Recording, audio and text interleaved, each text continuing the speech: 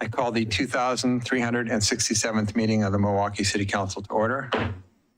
This meeting is being held in person at City Hall and by video conference. The public may participate in this meeting by coming to City Hall or joining the Zoom webinar. The meeting is being broadcast live on the city's YouTube channel and Comcast's cable channel 30 in city limits. There will be opportunities for the public to speak during this meeting. If you would like to address council, you may come to City Hall. However, seating is limited in the council chambers. If you're interested in speaking, please let staff know by filling out the yellow comment card for those at City Hall or emailing ocr@milwaukieoregon.gov for those on Zoom. When it is time to take public comment, staff will monitor the comment cards, the email inbox, the Zoom participant list, and chat. We will take comments in the order that they are received and seen. Written comments may be emailed to ocr@milwaukieoregon.gov. Spanish translation services are available upon request. The public is asked to request translation and other meeting accessibility services at least 48 hours before the meeting. Contamos con servicio de traducción al español cuando sea solicitado. Se pide al público que solicite servicios de traducción y otros servicios de accesibilidad para reuniones por lo menos 48 horas antes de la reunión. Translation services are also available in other languages. Please join me in the Pledge of Allegiance. I pledge allegiance to the flag of the United States of America, to the republic for which it stands, one nation, under God, indivisible, with liberty and justice for all.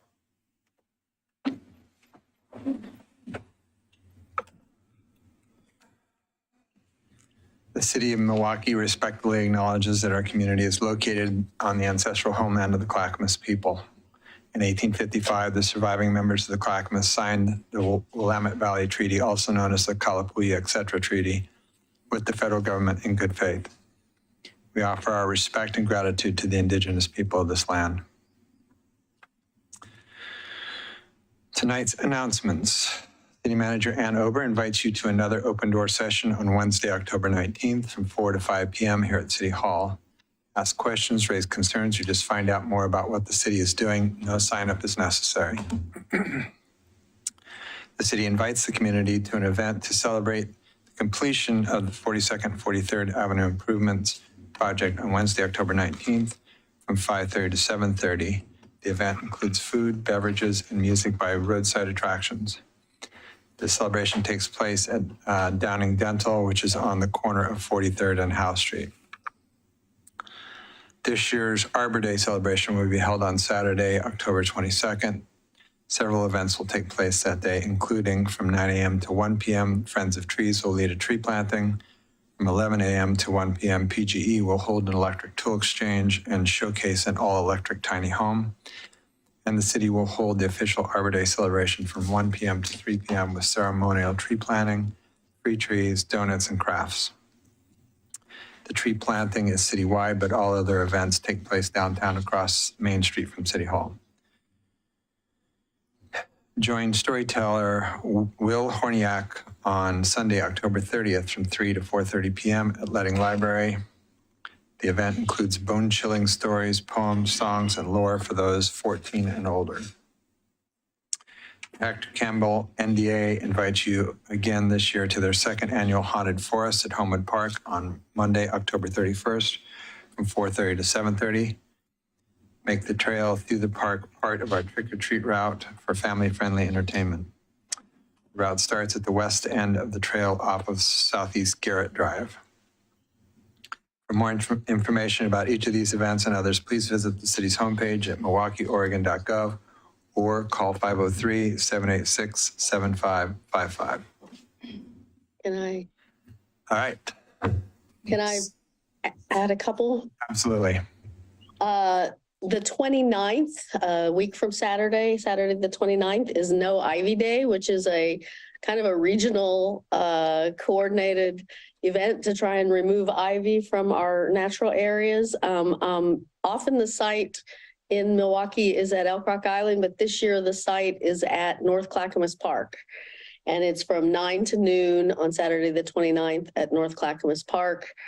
You can sign up at ncprd.com, but I imagine you can just show up as well. And of course, it's Halloween time, and the Davis Graveyard is open for your haunting pleasures. They are doing a fundraiser for Our House, which is for people with HIV/AIDS.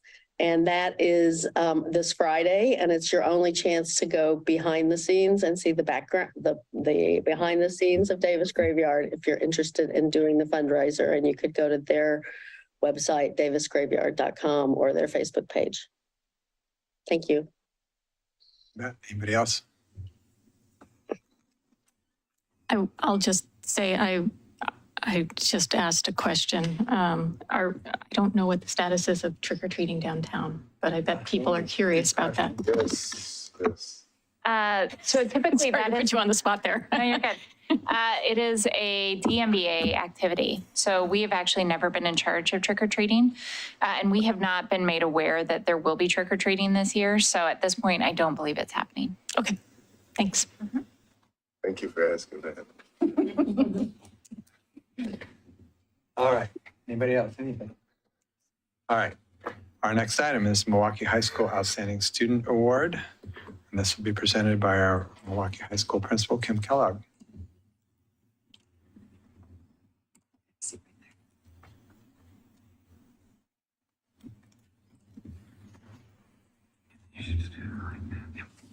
Thank you. Well, we're glad to be here, and I'm really excited to be able to introduce Lupita Aguilar Soto. And so want to be able to, on this, when we look at the criteria each month about selecting a student, I know I talked about this last month, but someone who's contributed or made an impact on their community, talking about their academics and excellence and activities or passion areas, and or overcome obstacles, but showing growth and thriving. Lupita is an amazing young lady, and I got to meet her last year. Is the video? There's a. It was connected on the first slide. Okay. So, and we'll hopefully at the end be able to kind of just highlight, it was like a minute about all the wonderful things that Lupita has been involved in. And so I'm just gonna highlight a few of those. So Lupita has a 3.9 GPA. She has been an avid peer tutor. She has gone to outdoor school. I helped in some of those pieces. They built kind of a new room where they remodeled, and some of the pictures show that work. She worked in the Mustang market alongside other students to keep our market running. She's a member of Ascension, and she's going to talk a little bit about the assembly that they're putting on. Students came forward and said, we'd really like to have an assembly around kind of Hispanic Cultural Month, and we didn't do it within that month that we have, but we're going to do that around November 4th. And the students and our staff are putting that together. They're putting, and I'm going to let her talk about that. I could just get really excited about that, but and then Lupita has been on our homecoming court. She's participated in our staff hiring committees. And that's the piece where I really got to know Lupita, because when last year we were hiring a new counselor, and we had 3 students as part of the panel. And I think that's when candidates, what they told us the most was that was the best part about the interview, talking to students, and just the insightfulness that when Lupita asked her questions, they were very pointed, they were very mature, they were just very much on point. And then just the feedback that she gave to the committee was really helpful in kind of the direction that we went. She also, and all of the things that she does at school, also works at JCPenney's. And so Lupita is always at school, always involved. Homecoming activities, we're building we don't do floats anymore. We do kind of more of the playhouses, and then we do, part of the parade, doing part of that, the banner night, being in the parade itself. So she's always involved and always giving back to our community and always having a voice. Goal, and I'll let her talk a little bit more about that in just a minute, but one of the things that she's looking at for schools is University of Oregon, to be an ultrasound technician. So one of the things that I really wanted to talk about with, we always ask staff, what are some things that, the experiences you've had with Lupita? And so, I was lucky enough to have Lupita as an AVID student for 2 years, and then later as an AVID peer tutor. Lupita is a leader who is serious about her education, passionate about her beliefs, mature beyond her years. Throughout challenging times, Lupita has shown a deep well of internal resources and strength. She is intelligent, funny, kind, tough. She is excellent communicator and scholar. Congratulations, Lupita. And that's from Ms. Fusen. Lupita is always willing to help. She cares deeply about her community, and she shows so much leadership. Lupita is not shy about voicing her opinions, even if it's tough. She goes above and beyond in everything she does, and she goes to work, school, and participates in Ascension, and always has time for her family. That was from Valentina. Lupita is a great artist. I've enjoyed getting to know her in my art class. I can tell that Lupita cares a lot about her school community and loves to get involved. She is kind, insightful, and brings so much to the table. I love having her in class. And that is a first-year teacher who is just already seeing the wealth that Lupita brings to our school. I first met Lupita at Round Middle School, and even then she had already decided what her goals were and understood that the only way she could achieve them is through education. This is a student that understands that the many challenges faced by children of immigrant parents and is driven to succeed because of it. Why? Because she wants to make a difference in our community. She wants to be an example and also encourage others to follow their dreams. She wants her voice to be heard and take every opportunity to educate those that make assumptions, have misconceptions, and discriminate against her because of her Latino heritage. And that's from Johanna. And then Ms. Barrett, Lupita's counselor. I have known Lupita for 3+ years, and she is an incredible human being. She is strong, determined, compassionate, kind, focused, a leader in each space she enters. She is inspiring to those around her, and I feel lucky to know her. Lupita is self-aware and knows what she wants. She will make her goals happen.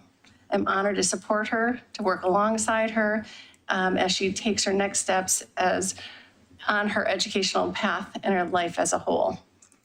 As you can see from any staff member, and there are other people that had wonderful things to say, but the things that come out to me are leader, having a voice, giving back to the community, intelligent, funny, smart, willing to stand up and have her voice heard. And that's all of the experiences I've had with Lupita throughout the just even 1 year that I've known her. So, and I don't know, I want to just have 1 minute of a video. I know we haven't done those before, but I think that's what you're going to probably get with me. I hope that's okay.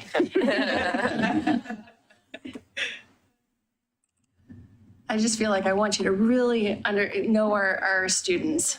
Thank you so much. I can't guarantee the sound is going to work at all, but we can watch it. Yeah, that's okay.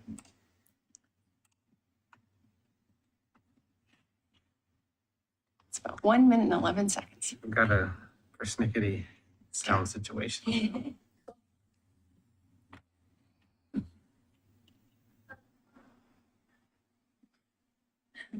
It's banner night. I'll be your narrator. This is from the house. This is from the homecoming game.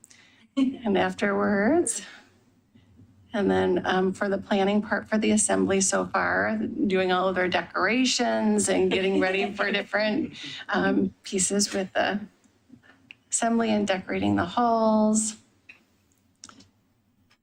There's enough pictures. And then they did tamale making night as well as a fundraiser, and then sold those, working in the Mustang market. Finished product.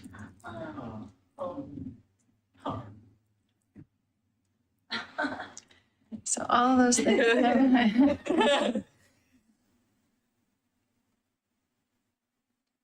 So they just went on the tour, I think, was it just a couple weeks ago? Or was it for you? Did you go with that group, or was it last year? Last year. Yeah. Yeah. Yeah. So why don't you tell them a little bit about kind of the assembly that you guys are planning? Okay.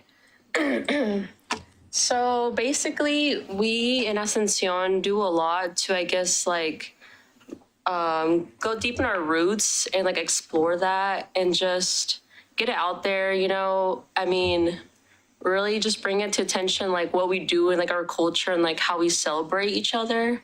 And around November 4th, we have an assembly coming together.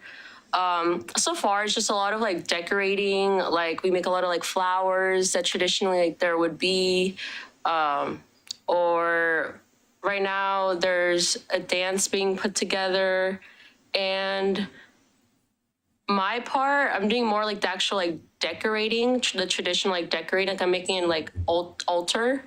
And I'm gonna be getting a lot of like students like personal items, so it's really like heartfelt, you know, and I have to be careful with that as much as like everybody else would with how sensitive those things could be. But definitely it's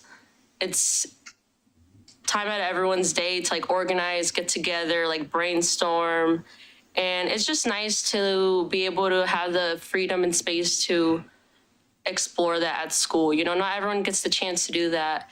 And I think it's great that we have such an open environment to be able to plan those things and share it with the world, you know? Mm-hmm.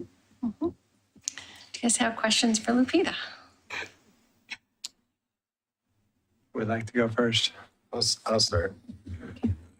Congratulations, Lupita. Thanks for being here. In your 4 years at Milwaukie, what's one accomplishment that you're proud of and why? I feel like getting by. I mean, it's been such a hard like 4 years. It's not the typical 4 years like in person, all your friends. It's really been just one full year so far, you know? This would definitely complete the second one, but we had to leave halfway freshman year and completely online sophomore year, and then the pandemic. And it's honestly been tough. I mean, from just hearing about me, like I have a 3.9 GPA, like great, but to like get to that point and to pass your classes through a pandemic and through like juggling all that, it's not easy. So I think just simply like getting by like is more than expected, you know? I mean, that's like, you know, it's enough of an accomplishment, you know? I have a follow-up. Yeah. What are the top 4 songs on your playlist? Probably After the Storm by Kali Uchis. Probably Bad Habits by Steve Lacy. Honestly, just anything Kali Uchis, I'm for it. Okay, I just was told I was middle-aged today. Yeah. And I have no idea who you do. So thank you. My answer, that might just answer itself.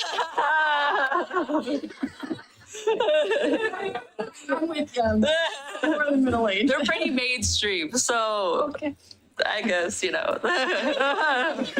There's this thing called Spotify. I'll show you later. I'm still like, "What's listening. I was right there with you. I was like,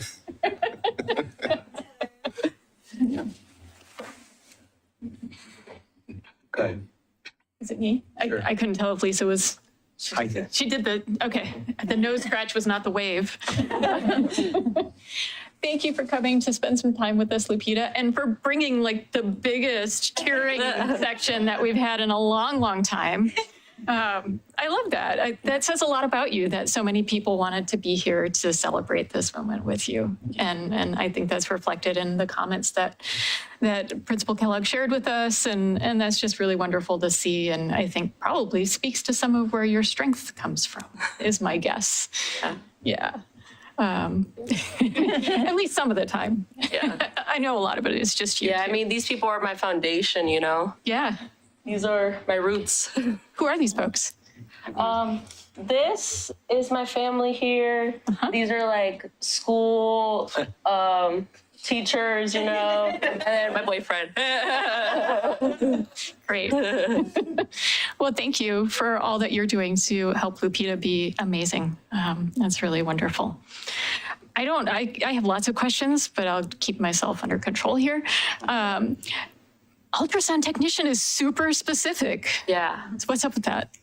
Well, I've had personal connections to it, and honestly, I feel like the experience I had with that, it just kind of like sprung out a curiosity, and it just seemed really interesting. I mean, like the process of like the OBGYN ultrasound technician is pretty cool. And I'm very like hands-on, like I'm really good with like visuals and being like interactive.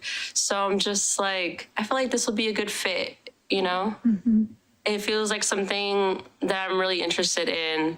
And I mean, I'll definitely navigate it to get to that point. Yeah.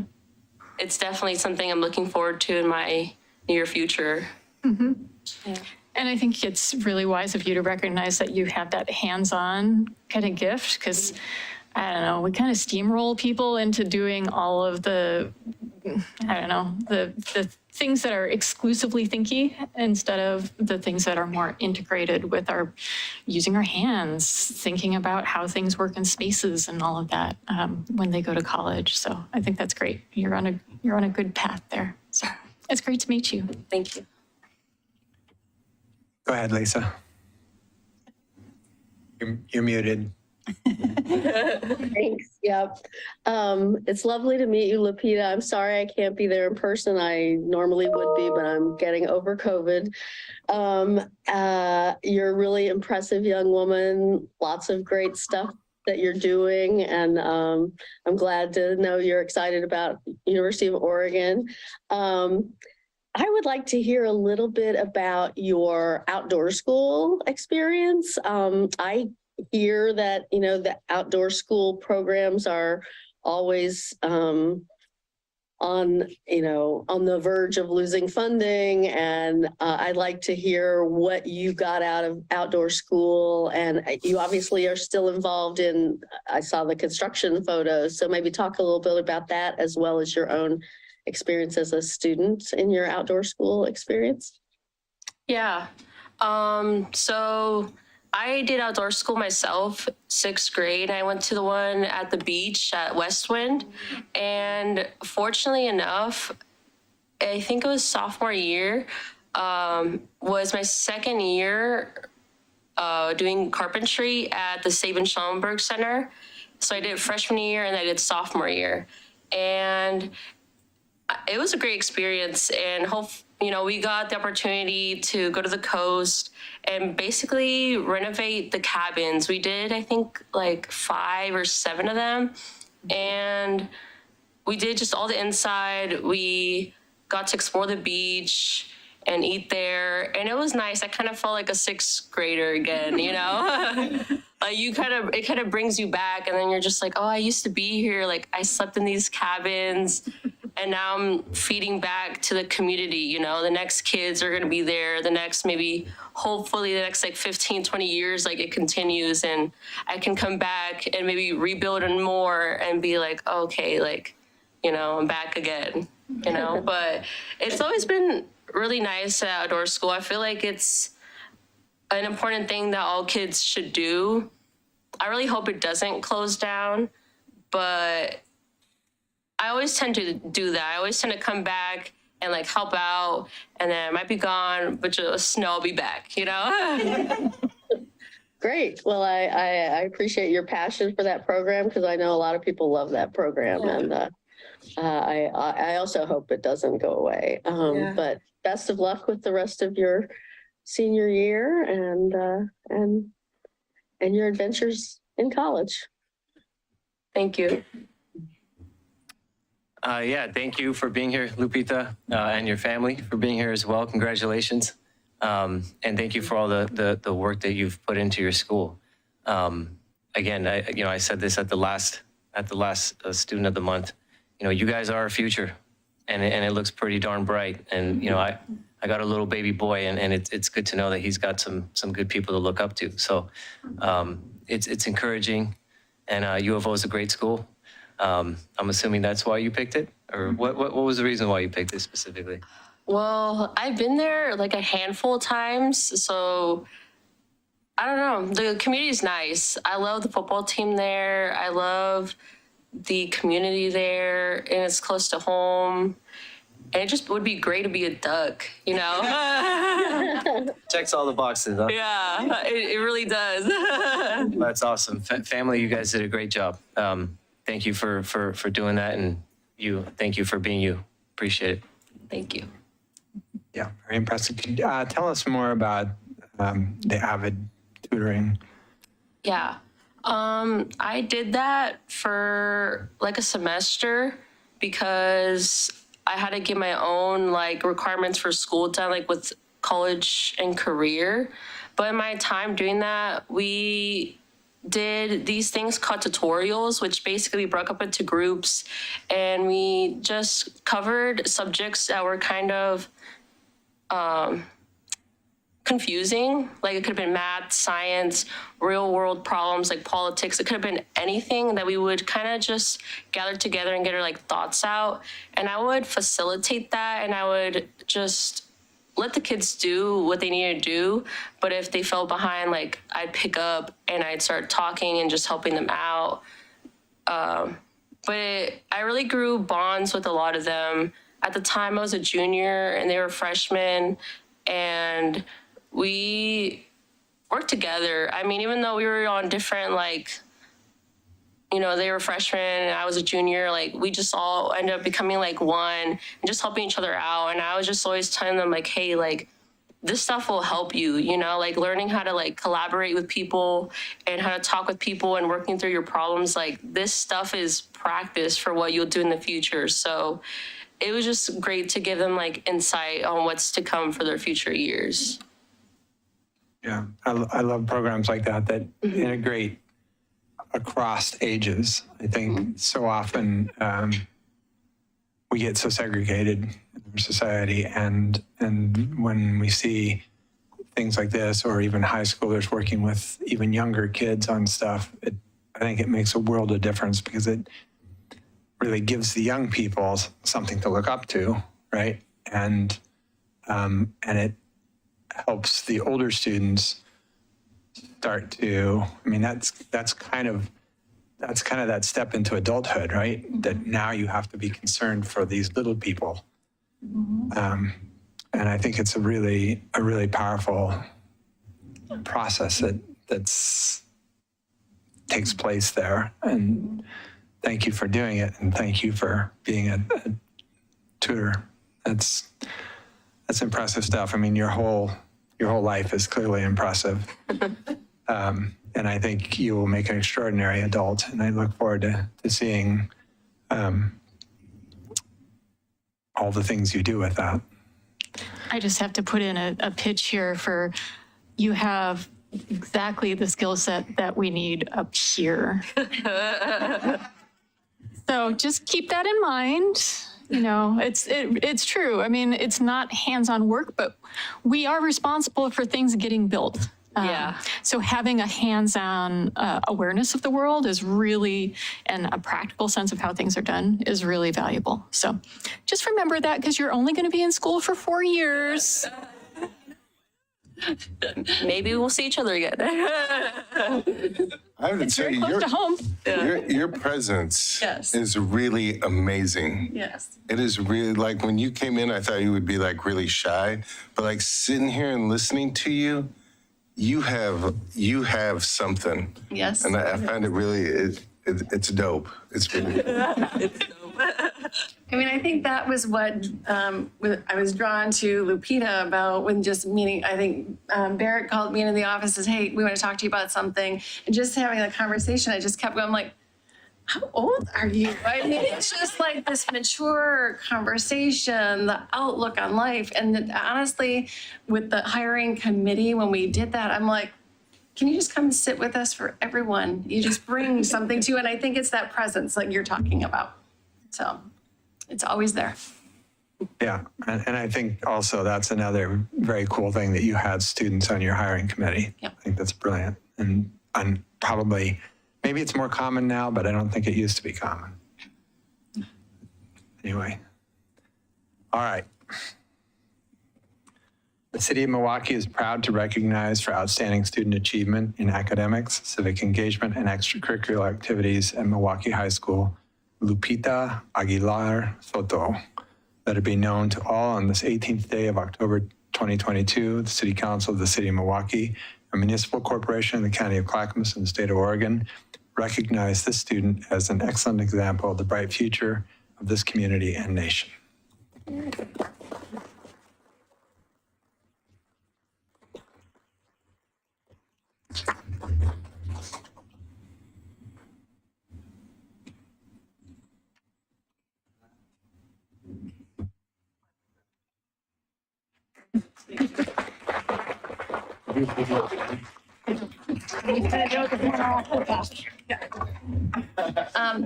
I don't, for my update, I don't have a ton, but I just want to let you know some things that have been happening at Milwaukie High School. We just, was it just last week? With the Wednesday. Yes, we had, the days are blending together. So we had our college and career day. And so we had our PSAT with our juniors, pre-ACT with our sophomores. We invited in some of our ninth graders to get a little additional tutoring and support. We had, our counselors had our seniors in the Commons and doing about FAFSA, college applications. And then just on the top of that, we had, the Portland Opera that came and used our facilities, and we brought, 6 elementary schools to kind of see the Portland Opera. And then during the district had put together kind of all these speakers, and students from 9th through 12th were able to access these speakers online. And so it was anything about from how to prepare for your next steps. We had college representatives, we had from the trades, we had from the community college, we had, I can't remember all the lists, but it was a long list and it was broken down by times, and students could go into those with their parents and get more information. And so that went off without a hitch. It was fun. I think we got a lot done, and we get some more information for students about next steps in exploring. The thing that we have the assembly coming up. It's been really nice this year. I've been trying to invite students in to give feedback as well. I had leadership come in today and propose some ideas. And so that's been really nice. But I think those are kind of some of the pieces that we're wrapping up. We're going to do a parent coffee talk coming up here and just kind of talking about, here are some of the resources that we have in the building. And we're doing a planning session tomorrow about how that's going to look. We're trying to do that a little bit differently this year. Instead of a traditional open house, we're going to try to do monthly different meetings to invite family in. After this first meeting, we're going to do a survey about what do families want to know more about, instead of us making an assumption about here's what you need. And so we're going to ask more of that question and then try to prepare from there for the next meetings. And so that will guide us in our work. But those are kind of some of the things that are coming up at Milwaukie High School in the next bit here. So, yeah. Thank you. Yes. Thank you both for coming in. Thank all of you for coming in. Yes. Yes. Yeah. Thank you so much for letting us share Lupita with you. Yeah. Right. Not seeing Natalie. Thank you. Thank you so much. Sharon? She's hiding? Okay, cool. She's back there. Arbor Day Proclamation, which will be presented by our Climate and Natural Resources Manager, Natalie Devon. Hi there. Hi. Sorry, I was hiding in the back over there. Good afternoon or evening, council. My name is Natalie Rogers. I'm the Climate and Natural Resources Manager. It's been a whole week since I've seen you, and there's so much to share. Well, as you know, this coming Saturday is our Arbor Day celebration. So Milwaukie celebrates Arbor Day in the fall rather than in April. That's because we choose our Arbor Day for tree planting, and it's better to plant trees in the fall here in Oregon and in Milwaukie. And so this coming Saturday, there is going to be a day of fun festivities. We're going to have free tree giveaways, donuts, ceremonial tree planting. We're going to have some crafts. We have a bunch of pumpkins over at JCB, our Johnson Creek facility, waiting for painting. Hopefully, people will stay dry under our canopies, but I bring the rain with my events. So I was just checking the weather to confirm. every year, every time I'm involved, it will rain. So I think we should have had Arbor Day about a month earlier, because then we would have not had such a bad drought. Well, that's true. Yeah, I was going to say, actually, our Friends of Trees friends are very happy that I'm involved with this event because it's good for their trees. It's actually, they're a little worried to how hard the dirt may be if it doesn't rain for planting trees. So they were like, thank goodness this is your event because it's going to be like 55 cold and raining. Yeah. So, but we'll stay warm with our pumpkins and our donuts and all the warm coffee and surround ourselves by trees. So I do have something that I'm just going to read ahead of it, and afterwards I'll pass it over for the proclamation reading. So as you all know, I manage our urban forestry program, at the head of which is our urban forester, Courtney Wilson.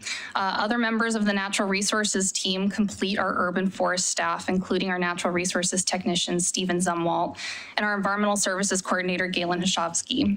So without this team at Public Works, we couldn't accomplish the great things Milwaukie has achieved for our urban forest program, and I'm always proud and appreciative of what they can accomplish. The team will be celebrating Arbor Day with the community this Saturday on October 22nd. Our Arbor Day celebration will include a variety of events, including a Friends of Trees planting with over 100 trees being planted in the community this Arbor Day. We also will have an electric tool exchange hosted by PGE, an all-electric tiny home, and a ceremonial tree planting, crafts, donuts, and tree giveaway at 1 p.m. I hope you all can join us sometime during the event to celebrate trees and the work the community does to reach our canopy goal of 40% canopy cover by 2040. I did want to take a little bit of your time to talk about our canopy goal and why we're reaching for it. To explain our goal a little bit more, it means by 2040, the crown area and treetops of a diverse urban forest canopy will grow to cover a little less than half of Milwaukee's complex urban landscape. But even that explanation doesn't capture the goal in its entirety. It doesn't express the purpose or the vision Milwaukeeans had for the future when they formalized that goal through city policy and plans 5 years ago. So I'm going to try a different way of sharing Milwaukee's canopy goal with you all and hope that it lets us all feel what 40% canopy would mean by 2040. In 2040, if you look down on Milwaukie from the sky above, you'll see a sea of light and dark greens, reds, yellows, and every color in between, covering just a little less than half the city. In 2040, if you're standing anywhere in Milwaukie, a little less than half the time, you'll look up to see an umbrella of green leaves stretching above your head. Strong limbs will extend from both small and big tree trunks, lifting wide maple leaves, thin pine needles, colorful dogwood flowers, and glossy acorns into the sky. The canopy above will screen the sun's hottest rays, cooling yards and homes, play structures, and fields below. Splashes of green will increase the vibrancy of downtown corridors while providing shady refuge for pedestrians seeking relief from hot streets and sidewalks baking in the summer sun. On rainy days, leaves and needles of diverse shapes and sizes will collect drops of rain before they hit the ground, slowing the storm and lessening the impact on the infrastructure below. Perhaps you'll see someone hiding from the rain under the shelter of a tree, breathing in the fresh filtered air passing through its leaves. By 2040, when you look up, Tall treetops will extend overhead and sway in the wind, blocking the biting gusts of winter winds to create pockets of comfort down below. High branches will lead small trickles of water down rough and smooth tree trunks, seeping into parched soils and entering the same underground rivers that provide drinking water to the city. If you listen, you'll hear chirps from songbirds, buzzing of pollinators, and rustling from local wildlife who find shelter in the trees or live in the ecosystem created by their presence. Under this canopy, you'll also hear the chattering and laughter of neighbors, children, and elders feeling safer and less stressed on their greener streets, and you'll see visitors enjoying the natured parks and shaded paths below the tree canopy. By 2040, if you look up, there's a good chance that you'll see a tree. And that tree and all the others around it will be providing the wealth of benefits that only a tree can offer and that only a treed community can appreciate. So for this Arbor Day, I encourage you all to look up at the trees around us today, appreciating what they provide today and imagining what 40% could provide in the future. So thank you, and I look forward to seeing you all on Arbor Day. And there's donuts, so, and t-shirts. So I hope to see you then. What about beer? You know, I tried and I was denied on my event permit. Beer and donuts. Does sound like a good Arbor Day, though. It's very Simpsons. It's very Northwest. Gin is made from pine trees, so.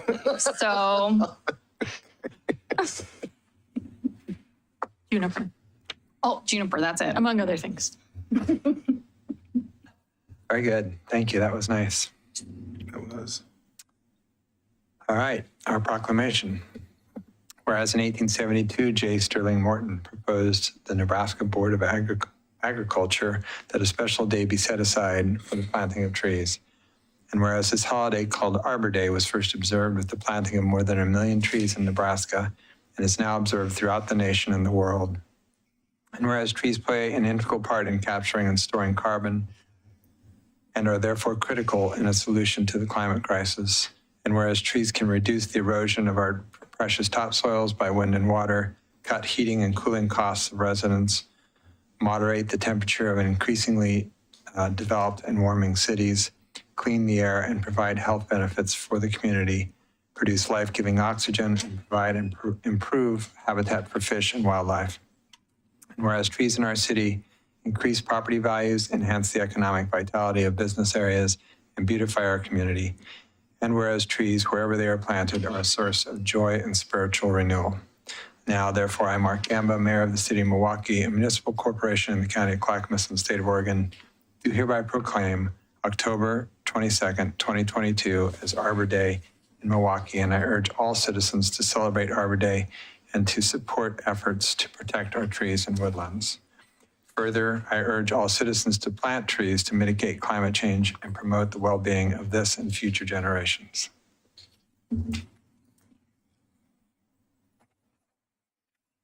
Thank you. Cool. Thank you.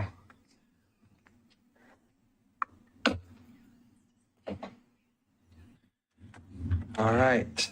The next item is the American Archives Month Proclamation, which will be presented by our city recorder, Scott Stauffer, and the Milwaukie Historical Society's Greg Hemer. Say something first.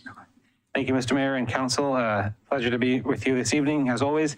And on behalf of city staff, I want to introduce American Archives Month Proclamation and briefly remark on by saying thank you to Greg and the Milwaukie Historical Society for their partnership and their work to not only document and record and promote the history of Milwaukie, but really the region that we are connected to. And so it's through the stories that we document every day and think about in the past that we hopefully learn looking forward and make smart decisions going into the future. So with that, I will launch the PowerPoint and turn it over to Greg.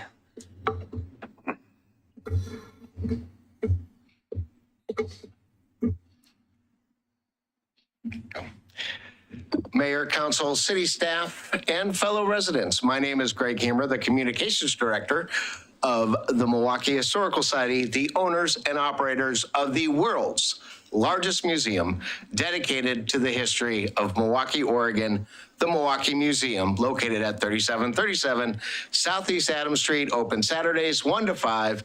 Celebrate, along with our wonderful partner, City of Milwaukie, Archival Month. Milwaukie Museum is dedicated to preserving the story of place and the people. Our motto is preserving the past for future generations, after all.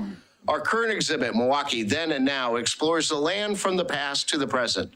It uses photographs of the way the land once was next to a current photograph. Our patrons are memorized, not only from the memories, but a better understanding of what Milwaukie was.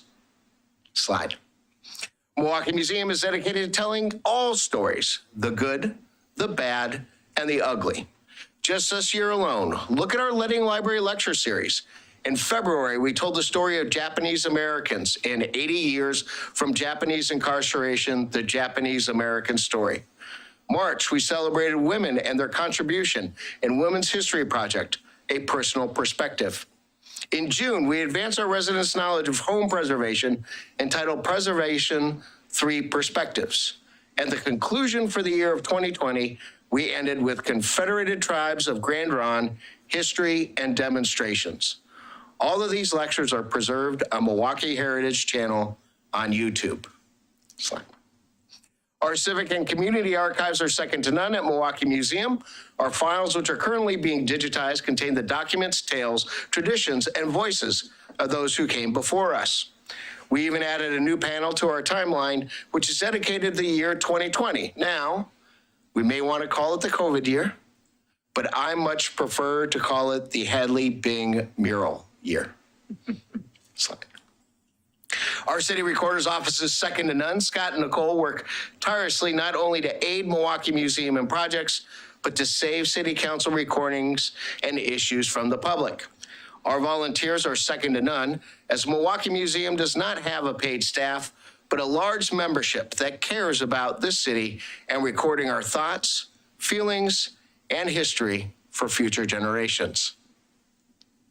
As Milwaukee's shared history is carefully preserved by the Milwaukie Historical Society and the Office of the City Recorder, I am proud tonight to introduce the proclamation of October 2022 as Archives Month.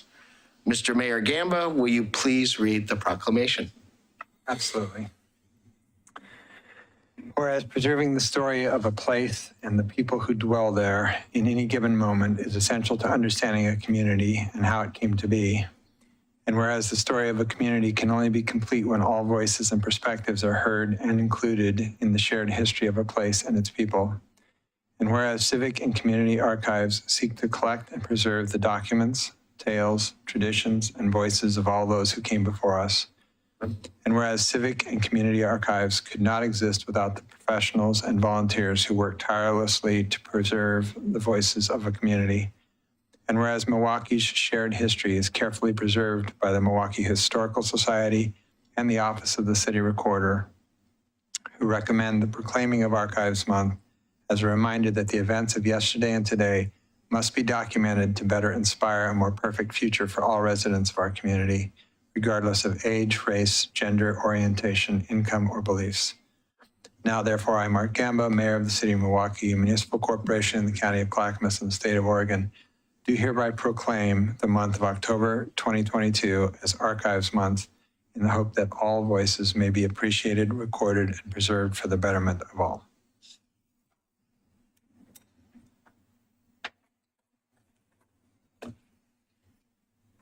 Thank you. Thank you. All right. The night of the proclamation. Our next item is Community Planning Month proclamation. This will be presented by the city manager, Ann Over. I had an ulterior motive to taking this one over. So Laura was able to go enjoy her evening, but I also just really wanted to take a few minutes to thank our planning staff. This community in particular has been really focused since I've been here on changing our codes to reflect the community and the changing needs of our community. And I see our staff working day to day to try and make sure that we reflect back the goals of this council and of this community in a way that is really reflective of some pretty incredible processes. I see one of our former leaders here. In many ways, Stephen Lashbrook has been a planner for a very long time, and I think he's helped this community really grow in this space as well. So it was an opportunity for me to thank all of our planners. And so by kicking Laura out, I get to talk about her amazing work over the last year and how much we really appreciate her, Brett, Vera, Adam, and Ryan for the service that they provide to the city. I think they make us better. Absolutely. All right. Whereas community planning provides a wide range of benefits, including opportunities to evaluate and manage the constant change that affects cities and the region in a way that provides better choices for how people work, play, and live, involve and empower residents, students, workers, and business owners in making choices that determine the future of their community, and educate public officials and the community members so that they understand, support, question, and demand excellence in planning and in plan implementation.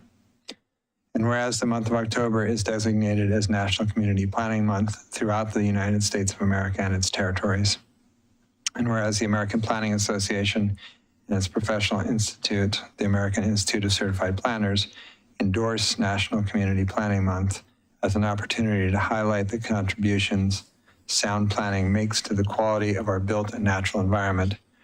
And whereas the celebration of National Community Planning Month gives us the opportunity to publicly recognize the participation and dedication of the members of the Planning Commission, the Design and Landmarks Committee, and other resident planners who have contributed their time and expertise to the improvement of Milwaukie, as well as to recognize the valuable contributions made by the city's professional planners and extend our thanks for the continued commitment to public service by all of these individuals. Now, therefore, I, Mark Gamba, Mayor of the City of Milwaukie, a municipal corporation in the County of Clackamas and State of Oregon, do hereby proclaim the month of October 2022 as Community Planning Month in the City of Milwaukie in conjunction with the National Celebration of Community Planning Month.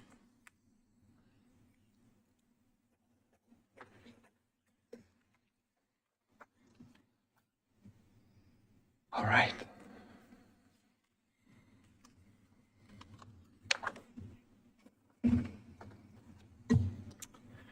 This is the part of the agenda during which council will hear community members' comments regarding city business. For those in person who wish to speak, please submit a yellow comment card found on the table just outside the door. If you're on Zoom, please use the raise hand reaction to alert staff you wish to speak. And when instructed to begin, click the microphone option to unmute yourself. If you're calling in through Zoom and would like to make a comment, dial *9 to raise your hand. You may also submit a comment via email to ocr@milwaukeeoregon.gov.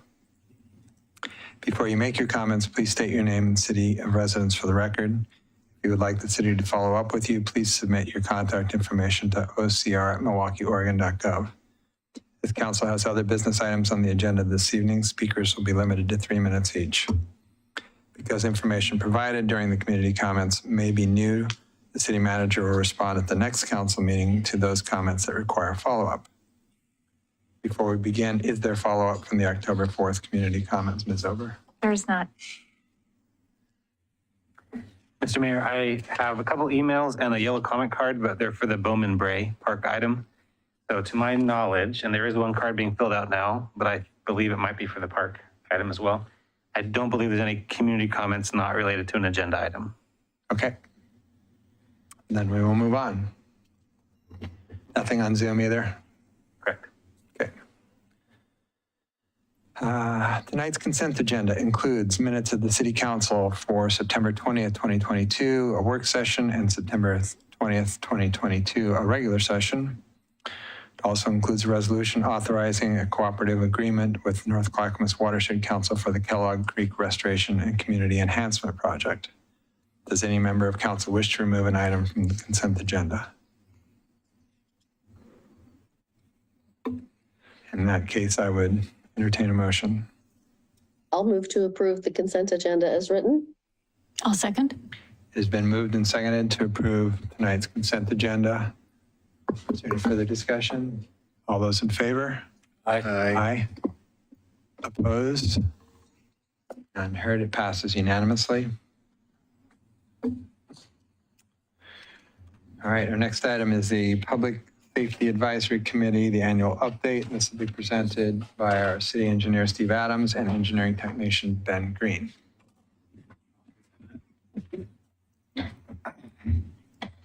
And Stefan Lashbrook.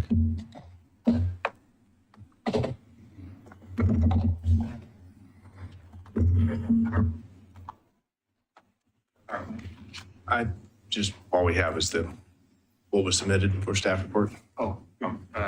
No, they have that in their written material, right? Yeah, I do. Council want to see the staff report? Are we good without it? Not so much for us necessarily as potentially Okay, please bring it up then. the audience. However much. Is there an audience on TV? Not So. We'll give Scott a minute here.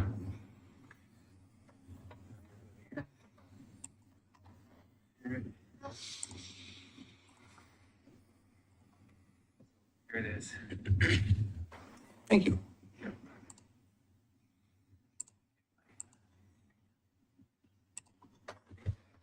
Do you want to go to a certain page or just? Let's go down to where that's good, right there. There? Okay. Yeah. Okay, thank you. I'll put you in charge of that. All right. Good evening, Council. Steve Adams, City Engineer. The city liaison to PSAC with me also. I'd like to mention Jay Panagos, who's the chair of PSAC, has a family conflict tonight. She was unable to make it. Stefan Lashbrook, a member of PSAC and probably well known to many people in the city, has joined us tonight. And to my left is Ben Green. Ben Green's a relatively new employee with engineering, hired in March-ish, somewhere around there. But he's the staff liaison that has taken over PSAC. So he's in a rapid learning curve mode right now, but I've asked him to attend so that next year he's more prepared to kind of take over this role for himself. PSAC's had a busy year, a lot of comments, a lot of work. They want to start doing more work on community preparedness, disaster preparedness. I know Dan Harris has been recently put in this role, and he's been working to get up to speed, but PSAC looks forward to more appearances by Dan and what they can do to prepare the city for disaster preparedness. We see throughout the nation a lot of increasing floods, droughts, what have you, due to the in my opinion, the global warming climate we have and the intensification of our storms. So Dan, PSAC is keenly aware of that and wants to get more involved in what we do here as a city. The other big thing we're looking at in 2023 is the rewrite of our TSP, Transportation Systems Plan, which is our master plan for all of our transportation projects throughout the city. And there'll be a strong support by PSAC. We'll, at the meeting next week, we are going to nominate a member of PSAC to attend all of the meetings. We also have members who applied for the at-large role that Councilor Khosrowshahi, Mayor Gamba, Laura Weigel, and I have been interviewing, and we're doing more interviews tomorrow night, as you know, two of you know, and we're doing more interviews on Monday night. And so hopefully we'll pick a panel of 6 or 7 out of that group. And then we'll pick another one at a PSAC next Thursday. And we hope to get a consultant on board here pretty soon. And we have a consultant on board. We're waiting for Oregon judicial branch to approve the scope of work and the contract that we have we drew up over the early to mid-spring. So that should get approved pretty soon, I'm told, and then we'll be on our way to actually scheduling meetings and moving forward with TSP. Do you have any idea why our contracts with consultants on TSP has to go through The DOJ? This one, because we took the effort to apply for a $250,000 grant through Clackamas County, and we received the grant, which is great. We're saving some money, but because of that, it federalizes it, and we need this ODOT to be hand in hand. So we saved money, but we lost time. That's in a nutshell what PSAC is up to this next year. Stefan, do you care to add anything special? Yeah, I'm a real expert here since I've been to 3 PSAC meetings, but my personal big complaint has to do with the acronym itself. But separate from that, I would just add an exclamation point after the importance of the DSP. Having worked on them in the past myself, it just, all the transportation projects that this community will be taking forward far into the future will be addressed there. And I think that PSAC really needs to play a critical role in that. And I know that Jay shares that feeling. So even though I'm the newcomer to the group, I think that represents what he would want to say. So no, I would answer questions if I'm able. Happy birthday. Thank you. Happy birthday. How's your sidewalk looking, Desi? Inside joke between the two of us. You get sidewalks for your birthday? Happy birthday. Thank you. Yeah, coming down here to council. And Councilor Heisey, too. You know, Birthday buddies. many important people on Boss's Day. Happy birthday to you, Councilor Heisey. Thank you. That all sounds good. Okay. Questions?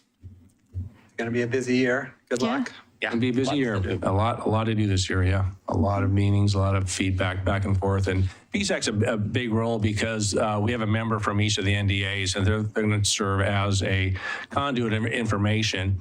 And in the way that we are interviewing people for PSAC, we want to have like one representative from each of the NDA areas. So actually there'll be between PSAC and the representatives we actually bring on to the TSP advisory committee. We hope to have a lot of interaction between the NDAs and make sure the city is on board as a group. I will add one more thing since I have the chance, and that's a number of us worked probably 15 years ago in the metro area to try to draw some boundaries about federalized money and what the process is once that happens. And the painful thing that we were discovering at the time was that actual projects costs were increasing by about 30% because of it. And it took me back to the book, The Death of Common Sense. So no doubt there's need for scrutiny about those funds, but that process is painful and unnecessary at times. Could you define federalization for the audience? Well, to me, it's any time there are federal funds flowing through the state to the local government or the region, that triggers not only a separate review, but kind of an audit process as it goes forward.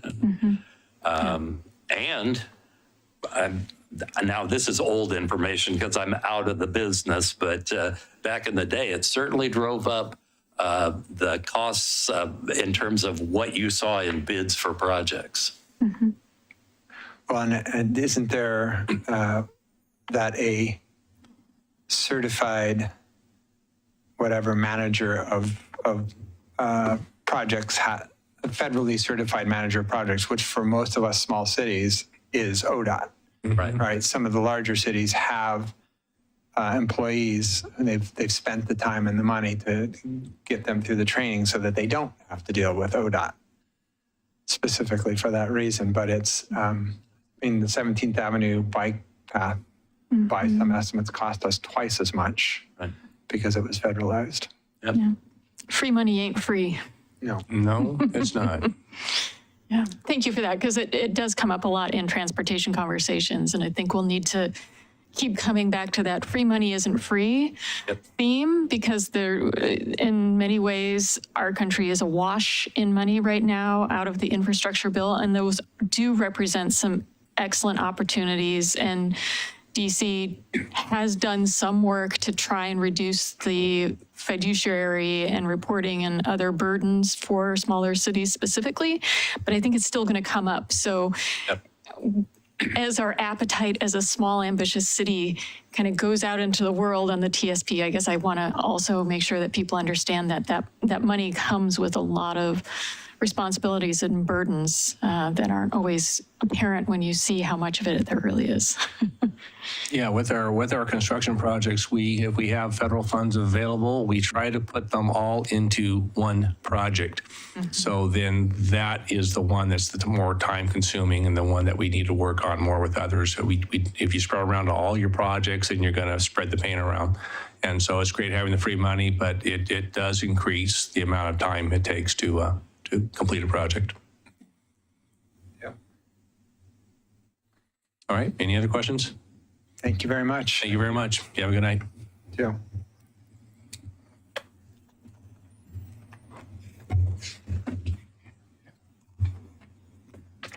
All right, our next item is the Bowman Brae Park Resolution of Necessity. This will be presented by our City Attorney, Justin Garricky, and our Parks Development Coordinator, Adam Moore. Sure, please.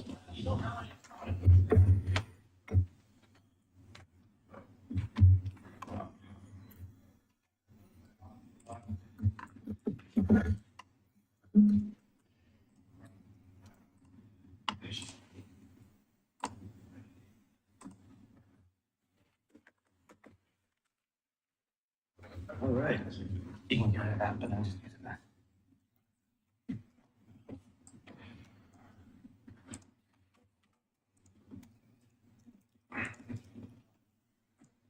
All right, good evening, City Council. Nice to be here with you all during prime time. I am here just to add some context to the resolution before you all, talking about Bowman Brae and Where Else Lane access.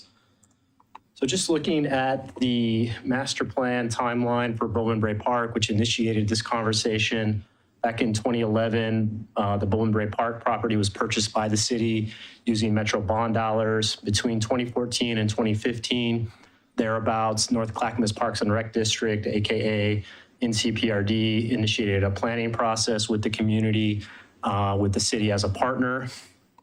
That plan, which you see a small portion of here, it's very small, but what you need to just keep in mind is that Where Else Lane is here at the top. There's a piece of private property here about 12 by 84 feet. And then this plan calls for a multi-use trail to go from Where Else Lane across this private property through the park and then somewhere to Bowman Street.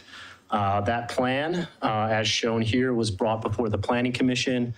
There was a public hearing.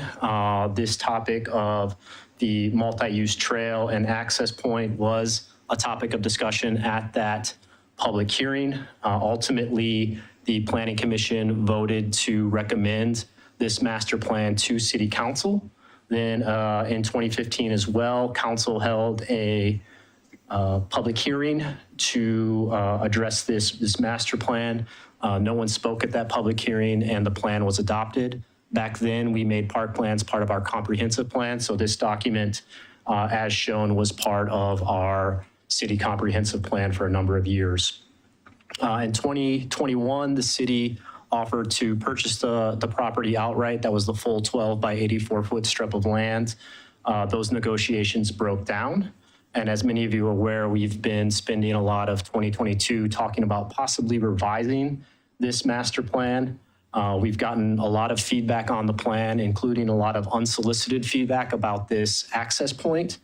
So in July and August, we had a survey on Engage Milwaukie, and we held an open house in the park on August 6th. In addition to the conversations that I had with residents at the open house, 16 of the 84 surveys that we received in person, that's about 18%, wrote in on that survey the need to have an access point at Where Else Lane that would provide connection not only to the park, but to the Lake Road neighborhood from east to west and west to east. As it turns out, we also had scheduled last night a planning meeting for Bowman Brae Park. We've done 3 planning meetings on this park project, 1 for each park over the last 2.5 weeks. Last night was the most well attended. We had about 34 people in the room, I believe, and another 8 or 9 on Zoom. We heard quite a bit about this access path here. A lot of residents asked how they might get involved. I believe some of them sent you all some emails last night and perhaps this morning. I think some of our friends back here might also want to say a few words on this topic.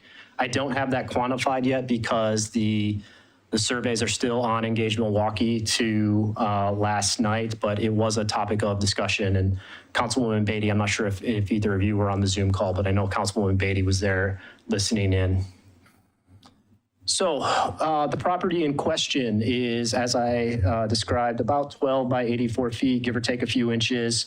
We as staff feel as though the 2015 master plan, which was adopted by council, establishes that public need. The feedback that we've been receiving in 2022 also confirms that need, even though it's been about 7 years since we adopted this master plan. We also feel as though this acquisition is consistent with the 3 citywide goals that we have of parks, equity, and climate change. I'll talk more about that in a second. And one thing that's really important to keep in mind is the only public access to Bowman Brae Park right now is along Bowman Street before it turns into a private drive. Then you have what's commonly referred to as the pump house, some neighbors here, the property in question, some neighbors here that we share a boundary with to the north. What a lot of people think is actually Brae Street is a gravel driveway to this flag lot here.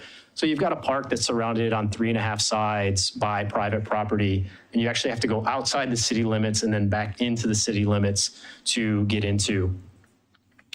So what are we proposing? You have in your resolution documentation some survey work. This is just an illustration of that. Here in red, you can see, give or take a few inches, we're looking for about 16 feet by 12 feet. That matches up with the where else lane right away. We would looking to permanently acquire that property. And then we would be looking for a temporary, probably about 3-year construction easement. And this would be for, in case there's like contractors need a little extra room, we need to stage equipment or materials, we need to move some earth around, we can do so with just enough extra space so we're not trespassing. So what does this look like without the access? So Bowman Brae Park is here in gray. You know, I think it's important to keep in mind that a lot of residents thought that they always had public access from Where Else Lane to Bowman Brae Park. There was nothing until 2021 when the property owner put up some no trespassing signs to tell them that they were going from a street to a park across 12 feet of grass that was privately owned. And then in 2022, as maybe a lot of you are familiar with, a fence went up. We received a lot of calls and a few code compliance complaints about that fence. What that makes people do is go all the way up Where Else Lane to Lake Road.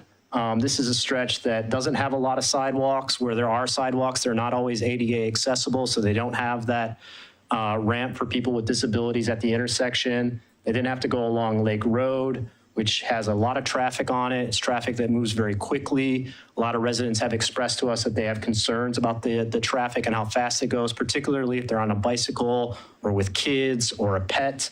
There's also concerns about this southern shoulder here of the road. They didn't have to come all the way down Freeman Street, exit the city, Dog Leg here on Chelsea, come back down Freeman to Bowman Street, come along this street, and then back into the city again. That's a path of about 0.8 of a mile there.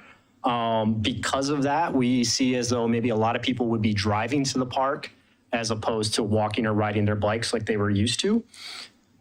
So when it comes to parks, it should be obvious why that helps us meet our goal, because we're building this along with a park and creating access to a neighborhood that does not have a park or park amenities. For climate change, we're reducing the number of car trips to the park and allowing people to get some exercise, walk, ride their bikes, walk their dogs through the park to connect to their neighbors on the east or the west side through the park. And then equity. So council, you know that equity is at the heart of this project. You have asked us to work with people with disabilities. One of the people in our focus groups, when we're talking about disabilities, lives in this area of the park. She and many others have communicated to us concerns about accessing the park because of the conditions of the streets, because of the lack of sidewalks and the lack of ADA sidewalk accessibility.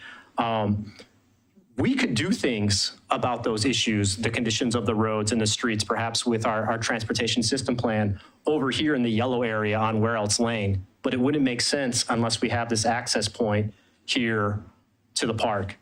Over here in the gray, that's unincorporated Clackamas County. Now we can talk to our friends at Clackamas County. We can talk to the county commissioners, but we have no control over the conditions of these roads or these sidewalks or whether or not they go in there. And so the people that we're talking to that have concerns about accessing this park, even though there is public access here on Bowman Street, getting there is an issue for them as well that we have no control over.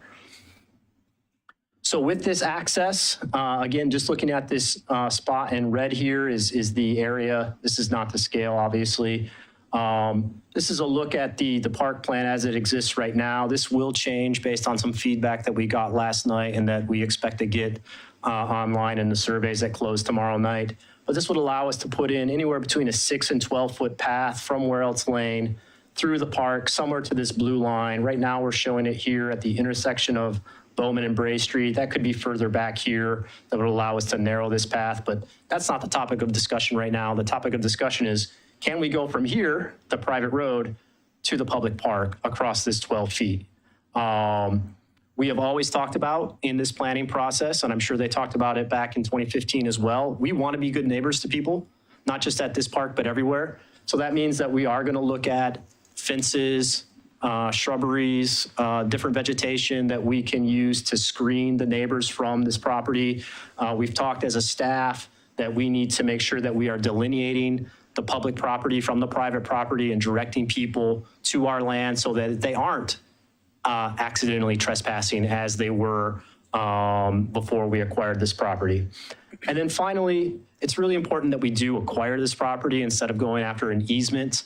Easements, we would have to deal with another party for its enforcement. If we own it outright, we're only dealing with ourselves, and that is a much simpler process.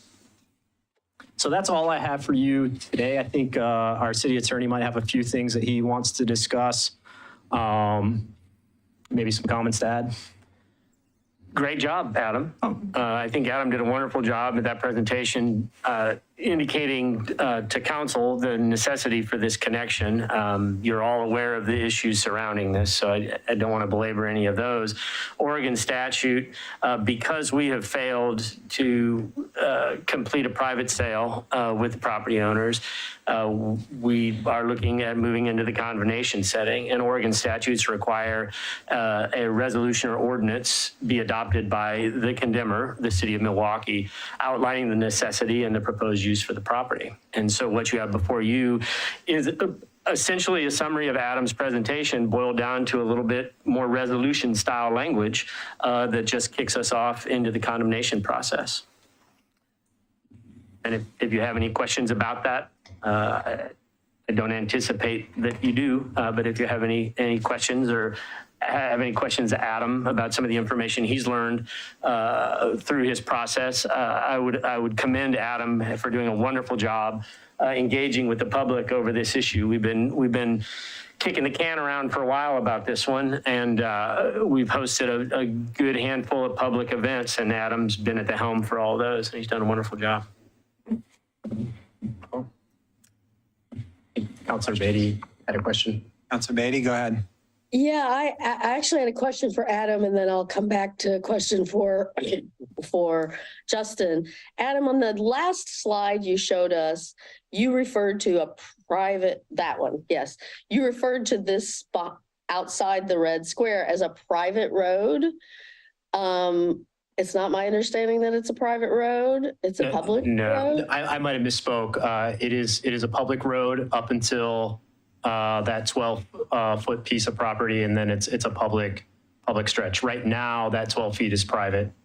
Right, okay. I just wanted to make sure that was clear, because I think it was a little bit confusing. People might have thought you were saying that road is private, and I think from some of the comments we saw from people, the written comments, some of the nearby landowners might treat it as their private road. And my question for you, Justin, was what do you do with this resolution? What happens next? The condemnation process. The next step, the one thing that has to occur before we file a condemnation action for the property is that we have to present the landowner with an offer that will be based on an appraisal. So what this resolution allows us to do is to send out notice that an appraiser will be visiting the property. They will complete their appraisal and appraisal report, which will serve as the foundation for an offer that the statutes require be given to the landowner prior to filing. I will point out, and Adam also, we talked about this earlier today or last week, I can't remember which, going through these steps don't preclude any other resolution of this matter. So we could get a phone call tomorrow that says we give up, we'll sell it to you. We could entertain further private negotiations, but those aren't within my ability to force or to encourage. At this point, this is the process we're going to go down.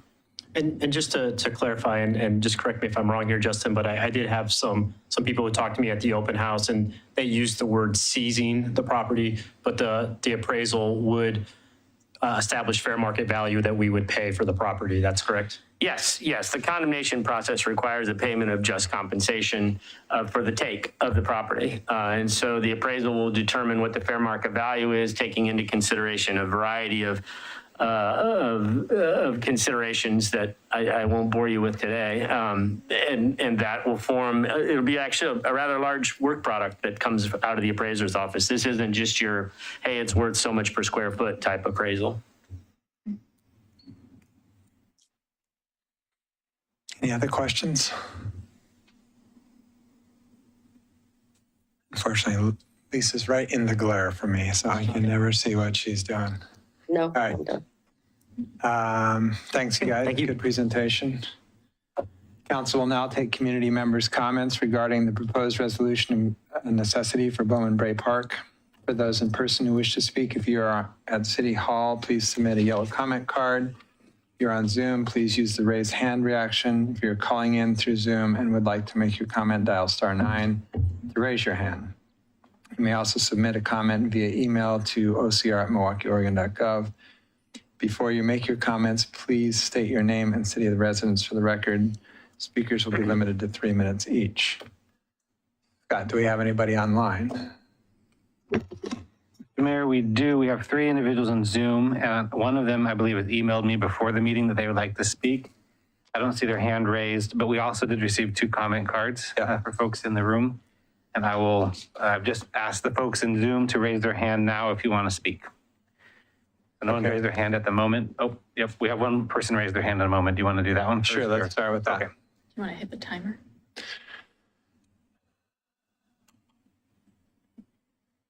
Lupine, you've been unmuted, and can you hear us?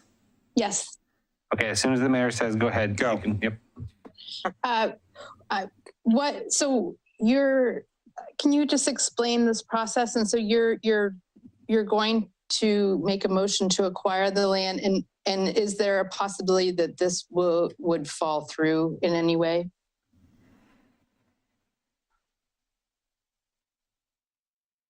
For clarity, do you mean by fall through that the city would not acquire, that the city would not acquire the property? Or is it a statement that can you be a little Yes, more? that is my question. Like, is there a possibility, because I did see in the packet that, there's still an alternative of not acquiring this land. Is this motion meaning that this is, what would stay in the way of that happening? Go for it. Well, the condemnation process is a process by which public bodies can purchase or acquire property for a public good. It kicks off the process, which ultimately could go so far as reaching a trial. There are a variety of defenses that a landowner can assert against a condemnation action. In most instances, the largest one is how much money are you going to have to pay for it? So we'll have to go through the process. I don't have a crystal ball. I will tell you that a well-reasoned condemnation action based on a public use of a piece of property usually results in the condemner being able to condemn the property for the payment of just compensation. That's what the statutes are designed to do. And so that would be my hope in this situation. Thank you. I don't know if I'm still unmuted. Thank you. No, you are still unmuted. So do you have a comment one way or the other about? No, thank you. I just wanted that question. That's all. Thank you. Okay, thank you. Anybody else online? No other hands raised, Mr. Mayor. All right. Paul Anderson.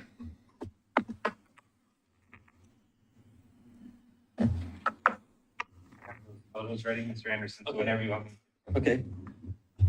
Good evening. My name's Paul Anderson, and I live on Summer Drive in Milwaukie.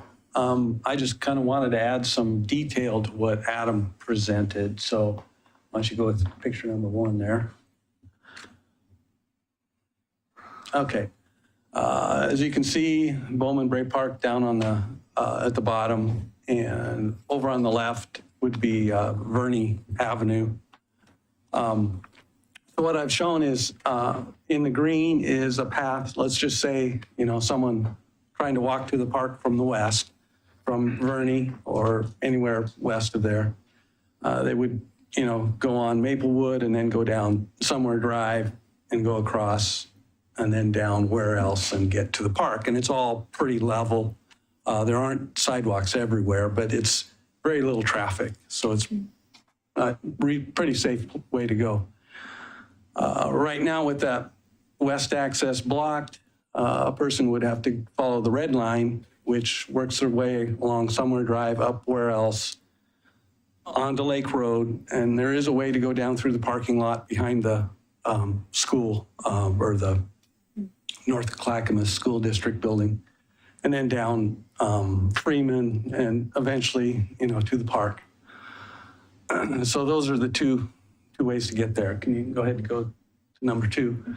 So I just wanted to show a little more detail in what a person has to do to take that red route. So here's somewhere and where else, and you can see it's up a hill. So you're talking about say a mom with a stroller and a kid in tow maybe. So then go ahead and go to the next. So now we're up on, I can't remember, Weedman, I think. 1 block up. So now you can see there are no sidewalks for a section here. And then that's Lake Road up at the top where that car is. So you've got, cars turning the corner and coming down, and there you are in the middle of it. Okay, next. When you get halfway up that block, there is a sidewalk on the left side. So you can get over on the left and go on up to Lake Road. Okay, go ahead. So then once you're on Lake Road, you can see there's plenty of traffic. You have to cross where else and onto that bike path. And so, cars are going between 30 and 40 through there and maybe a little faster. Okay, last slide. So now here you are on the bike path, and you can see it's pretty narrow, and you've got your back to the traffic. So, like I say, a mom with her stroller and a kid in tow, this is the only way to get there. So that's basically what I want to do, is just show some detail what it really looks like for someone to have to take that long route around. That's it. Thank you. Thank you. Thank you. All right, Mona Thomason. Sorry. That's okay. Thank you. My husband and I live in the Lake Road neighborhood on the west side of Bowman Brae Park. Sorry, I'm not usually the one that runs this thing. I'm usually on that side, so that's why I keep telling him what to do. All right, now it's gone. Okay. My in-laws, my husband's parents, live on Bowman Street, 4 houses down from the park. So thank you, Mr. Anderson, for very nicely describing what we have started to do since 2011 to walk to Brian's parents' house. It's gone from a 15-minute walk, about a half mile to the house from our house, to a 30-minute walk where we're walking on Lake Road. I've done it with my grandkids in a stroller, and it is terrifying in a stroller when Eloise is on a bicycle. We're going to be getting into a car to go to the park if we don't have that access. We are strongly in support of the access. And another thing, I'm very ashamed to admit that we probably do not visit his parents as often as we did before the access was blocked, because it now takes an hour for the round trip instead of a half hour. And when we do go, we're way more likely to go in the car, which is not what any of us want. So I just wanted to kind of put a face to this is an actual problem that is, experienced, by real people. Yeah. No, and it's a great argument for why city planning is so important and why transportation systems that are integrated and allow people to get from point A to point B without getting in a car are so important. Mm-hmm. Yeah. Definitely. Thank you. Thank you.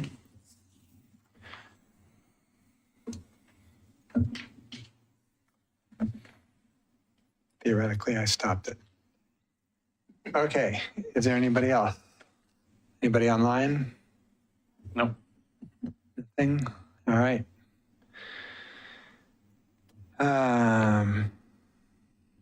Is there any council discussion on the proposed resolution? Make it so. If there's no further discussion or public comments, I'd entertain a motion on the proposed resolution. I move to approve the resolution declaring the public necessity to acquire a public right-of-way and temporary construction easement to construct a multi-use trail and provide public access to Bowman Brae Park from Where Else Lane. I second.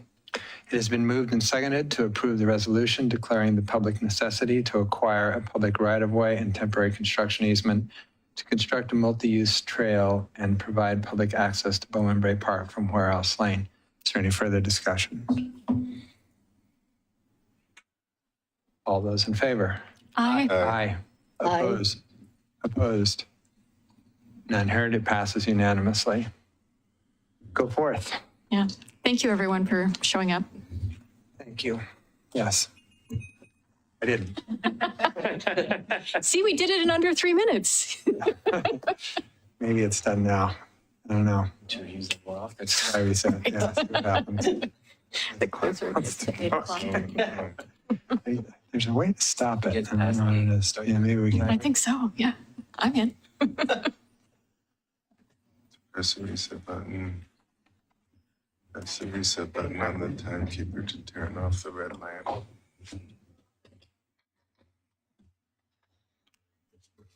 Idea. Go kill it. Get the wire cutters out. We solved it. Well done. All right. New City Hall construction manager contract or general contractor process, CMGC. It's a resolution. This will be presented by our assistant city manager, Kelly Brooks. Good evening. I was here, I feel like 3 weeks ago. I gave you all an update on the City Hall projects, and I talked about how we had a base project and then we had a bunch of different alternatives, and I wasn't quite sure which ones of those are going to be included. But we were working to do that through a design bid build process. Since that time, we're in the exact same situation. I have a base project and I have quite a few alternatives, but we have come to the decision that we can't get good pricing unless we move to an alternative contracting method. So what I'm asking for you all to do tonight is authorize us moving to a CMGC process. And that allows us to bring on a contractor. It's similar with what we did with the plaza.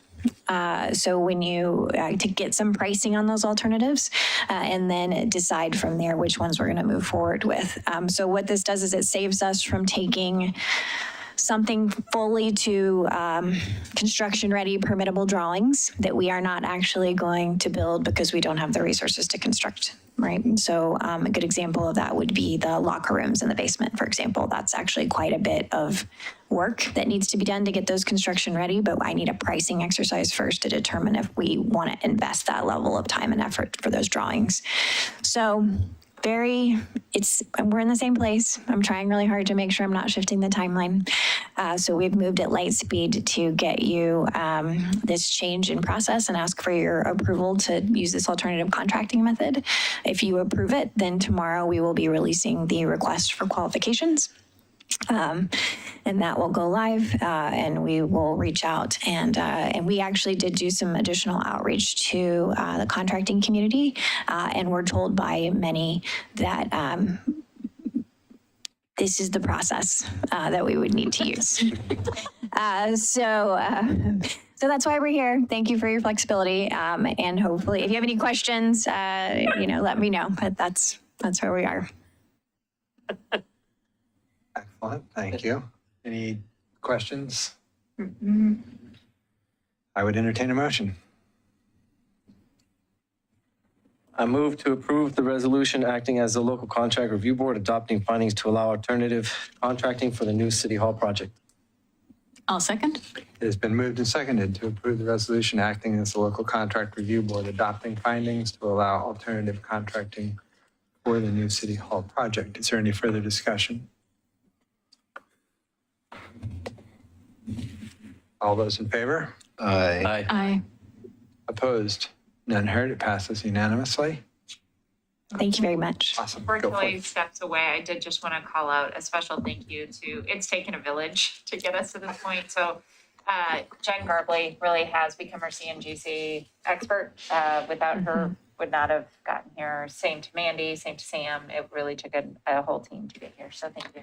Kelly Tucker. So I was getting emails over the weekend from that whole list of folks to try to get this ready to go out tomorrow. So, but I do feel I feel much better about this path, that we'll have good data to make and good costing information to make the next set of decisions. So thank you. You're welcome. Thank you for working so hard on this. All right. So the next thing we have are support for various ballot measures. And this is to be presented by Councilor Beatty and myself. Is there a third? Did anybody do a third one? There was the two, 113 and 114. Was somebody working on 111? No. Okay. All right. There's some stuff in my script that indicates there might be somebody working on measure 111. All right. Well then, I'll start with measure 113, which is mine. I think you're all aware that measure 113 is an effort to cause the legislature to actually do its job. Novel concept. Instead of walking out every time, or at least having half of it walk out every time, no, having 1/3 of it, slightly more than 1/3 of it walk out every time there's a bill that they don't like. What this would do is that if any member of the legislature has more than 10 unexcused absences, they would not be allowed to run for the next term. And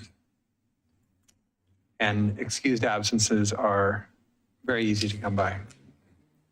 You literally just have to ask the speaker or the Senate president and tell them why. And I've never heard of somebody not being excused.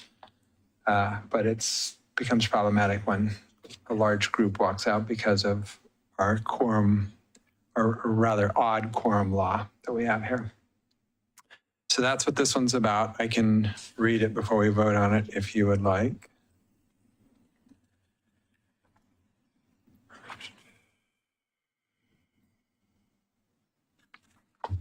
All right. Resolution of the City Council of the City of Milwaukie, Oregon, recommending support for holding politicians accountable, Measure 113. Whereas the state of Oregon, and by extension the residents of Milwaukie, face a growing list of issues like climate chaos, lack of behavioral health care, underfunded schools, gun violence, record homelessness, and more, all of which are best solved at the state level. And whereas Oregonians everywhere expect their legislators to show up to work and do their jobs. And whereas groups of members of the Oregon state legislature have repeatedly walked out during the legislative session as a strategy to cause important bills addressing these issues to die. And whereas Oregon has an abnormally strict quorum rule requiring 2/3 of the body be present.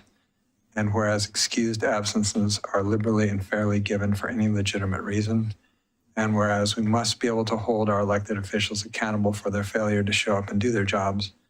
And whereas ballot measure 113 disqualifies any lawmaker from holding office the following term if they fail to attend 10 or more floor sessions without an excused absence. Now, therefore, be it resolved that the City Council of the City of Milwaukie, Oregon does encourage and recommend that voters support this measure by voting for it so that the important work of the state can continue without unprofessional interruptions. So that's that one. Anybody have any questions or? Just a comment. I just think it's pretty crazy that we have to have a ballot measure to get politicians to go to work and do their job. So just remember that when you fill your ballots out and you vote for your representatives. Indeed. All right. Then I would entertain a motion. I move to approve the resolution recommending support for hold politicians accountable, Measure 113. I second. It has been moved and seconded to approve the resolution recommending support for hold politicians accountable, Measure 113. Is there any further discussion? All those in favor? Aye. Aye. Aye. Opposed? None heard. It passes unanimously. I think with both of these, it would be great if there was a press release that went out to the local media to let them know that the council has done these. Or you can just call Raymond. For that. But, I mean, it's not just Raymond, right? There's Oregon. Fair, and, yes. All right. Lisa, would you like to present 114? Sure. You guys will remember that in the summer, well, I guess this potentially before Adam was on council, I can't remember. We had Reverend Knutson from the Lift Every Voice campaign come speak to us. And that was the campaign that was collecting signatures for what was then called IP-17. A bill that, or a ballot measure that requires background checks, requires some sort of firearms training, and limits high capacity, the size of high capacity magazines that can be sold. That they got the signatures they needed, and it's now Measure 113. So I'll read it, I guess, or you can read it, Mr. Mayor, either way. I have a question. Is it 113 or 114? Did I say 113? You did. It's 114. Okay, just checking. No, the one we just did was 113. Yeah. This one is 114. Sure. Hang on a sec, Lisa.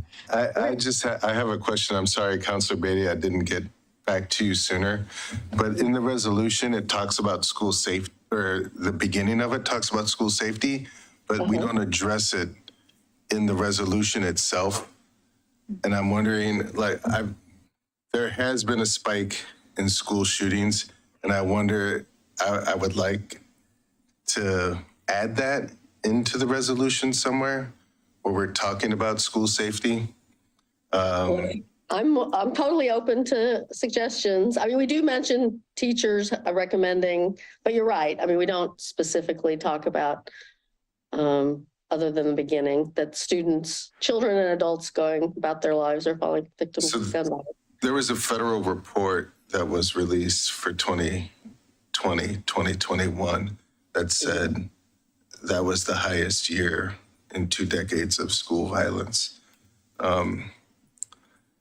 And I'm not quite sure. Oh, here's the. Is it the Safe School Initiative, Implications for the Prevention of School Attacks in the United States? Report on Indicators of School Crime and Safety 2021. I'm totally in support of this. I would just like to add that school safety part. Trying to craft the whereas here. We just want to add an additional whereas, right? Mm-hmm. Okay. If you want to tell me where and bear with me, I'm willing to type it into what you have on the screen. Well, I would put it as the second whereas. Yep, I agree. Call out schools first. I think that's, that's good. Whereas nationwide, we have experienced a alarming increase. An uptake, yes, in Dramatic uptake, a dramatic increase in. Dramatic rather than alarming. Yeah. Whereas school violence has. How about a surge in school shootings? We have seen a surge in school shootings higher since in the last 2 decades, right? Okay, Justin. Maybe we should just let Scott write. We can just be quiet and let Scott write. Whereas in the 2020, 2021 release report, statistics show that there's an increase in school shooting. That has been the deadliest year of school shootings in the last 2 decades, right? There we go. That sounds good. Go with that. Hang on. Say it again. Got something very similar here. Say it again. I don't know if I can. The instant replay. I know, right? That 2021? Yeah. That school shootings were to the highest number in 2 decades. So sorry, Scott. I just realized you're typing out of it. In 2020, Whereas federal school government shootings. reports that during. That's crazy. Well, I mean, surely it's the highest number ever. Mm-hmm. I mean, it's just 2 decades they've been keeping the stats, but I mean, Yeah. it's got to be the highest ever, not just in the last 2 decades, right? Reports that the school year during the time.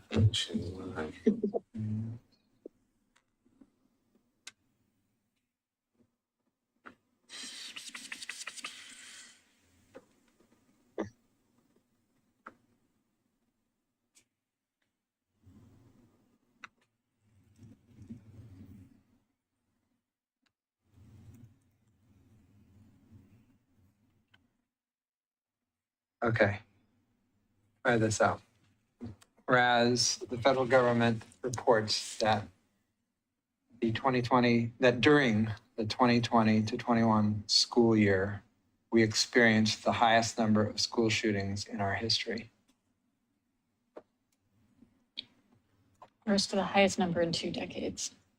They were recording it before that. And I don't believe they were occurring much before that. What was Columbine was the first one, right? Mm-hmm. I'm just saying if you want to be accurate with that. Is that right? With that concern. It's a federal government report said during the 20th the nation experienced the highest numbers. I think we have to decide whether we're saying in our history or in 2 decades. 2 decades.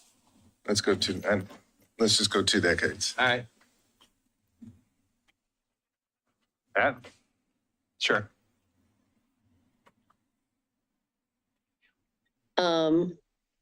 Okay. Anne, do you have something? After. Okay. We're through this. So Lisa, do you want to read it? Or do you want me to read it? I'll read it, I guess. Okay, can you see the screen well enough to see the new one? I can see the new one, yeah. So a resolution of the City Council of the City of Milwaukie, Oregon, urging Milwaukie voters to vote yes on Measure 114 to enhance the safety of our schools and our community. Whereas children and adults simply going about their daily lives are increasingly falling victim to gun violence. And whereas the federal government reports that during the 2020 to 2021 school year, the nation experienced the highest number of school shootings in 2 decades. And whereas Oregon has a higher suicide rate than the national average, and firearms are the leading means of committing suicide in the United States. And whereas assault weapons and high-capacity ammunition magazines, which are not necessary for either hunting or for self-defense, are widely available, and the national system of background checks has many loopholes and does not require that a background check be completed prior to gun purchase. And whereas while driving a car, serving food, serving alcohol, and many other activities require a demonstration of proficiency to obtain a license, no training or license is currently required to purchase a firearm. And whereas studies have shown that requiring a license to purchase a firearm result in significant reduction in both homicide and suicide rates. A study from Connecticut showed a reduction of the homicide rate by 40% and in the suicide rate by 15%.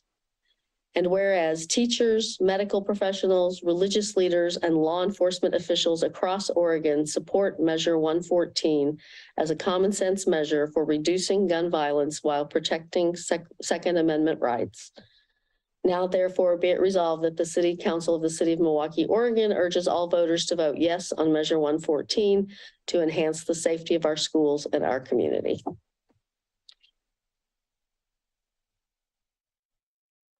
A slight typo. Did you mean to say of? Because it says to our schools. Of sounded better. Do you want that? Where are you saying? Last line. Last line. To enhance the safety, you said. Oh, of, yeah, no, that should be of. Okay. And then back in the 40% and 15% reduction in the homicide rate. Let's do, I mean, it should be parallel. So in the homicide rate and in the suicide rate. Oh, okay. Reduction in, reduction of. I mean, that's fine. I think that's fine. Probably of, maybe, huh? Can you switch both of those to of?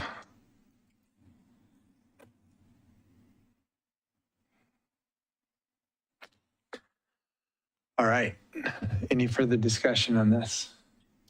I just want to say that, sometime in the past week, I read an article and the headline caught my eye because it was calling out this proposed measure as being one of the most restrictive gun laws in the U.S. And I have plenty of friends who own guns, who are hunters, who own them for other reasons. And I don't know any of them who would object to this. I have a friend who takes gun safety very seriously and has gone so far as to teach gun safety classes because he sees the value and the merit and understands that guns are dangerous and deadly, and that handled inappropriately, they kill people.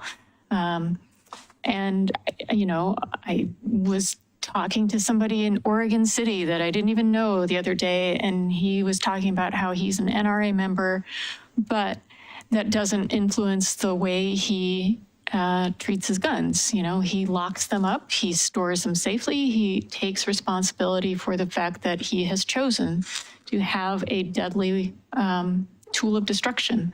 So I guess I just want to call out that there are many, many responsible gun owners out there, and that there are plenty of ways that we can make society safer while protecting Second Amendment rights, and many folks who understand that.